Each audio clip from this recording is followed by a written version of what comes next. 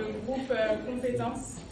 Donc, comme on disait la dernière fois, Oudoul Albab, sa force, c'est pas juste d'apprendre aux enfants 1 plus 1 égale 2, le triangle, c'est 3 côtés. Avant qu'ils aient une cible là, je fais doucement.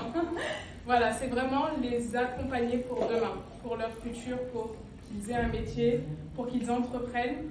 Et aujourd'hui, on veut les aider à développer leurs compétences dès le plus jeune âge.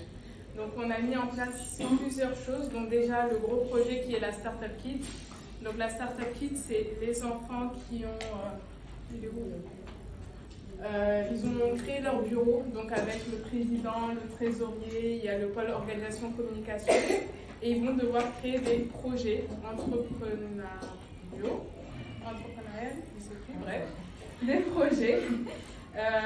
L'objectif, c'est vraiment de développer leur esprit entrepreneurial, de les pousser à avoir des soft skills et des hard skills. Comment mettre en place un projet, comment gérer le projet de A à Z. Ils vont gérer l'argent, comment dégager les ressources, quelles ressources il faut.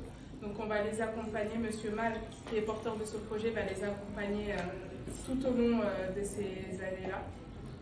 En sachant également qu'il y a des enfants qui ne seront peut-être pas entrepreneurs. Donc peut-être qu'on aura, voilà, tout le monde ne sera peut-être pas entrepreneur, donc on s'est dit qu'on allait créer le projet, ça serait accompagner, déceler et développer le centre d'intérêt des enfants. Les professeurs, ils sont toute la journée avec leurs élèves et ils voient certaines appétences, certaines facilités, certains centres d'intérêt, comme l'art, comme les extraterrestres, n'importe quoi. Je crois qu'il y a un enfant, il en parle souvent. Donc le but de ça, c'est ok, ça t'intéresse, mais qu'est-ce que tu peux en faire? En fait, on a l'habitude en Afrique, l'enfant, il est intéressé par quelque chose, on va lui dire, ouais, jungle, et puis le reste, voilà, c'est pas important. Non, il faut qu'on accompagne les enfants vraiment à développer leur centre d'intérêt, en faire des mini-projets, des présentations ou autres, et ça va être une des projets compétences pour vraiment les pousser à aller au bout de leurs ambitions, leur montrer, ben, c'est pas rien. Ce qui t'intéresse n'est pas rien, ça a de la valeur, qu'est-ce qu'on en fait maintenant? Donc ça, c'est le deuxième projet. Je ne les ai pas mis par ordre de priorité, hein, à moins qu'elle me tape pour les mini-labs. Les mini-labs, ça rejoint le pôle STEM. Donc mini-labs, ça va être des mini-laboratoires avec du matériel pratique. Parce que les enfants, ils apprennent beaucoup de théorie. Ce qu'on veut, c'est qu'ils aient la pratique, qu'ils voient, qu'ils touchent. Donc on aura tout ce qui est scientifique, tout ce qui est STEM.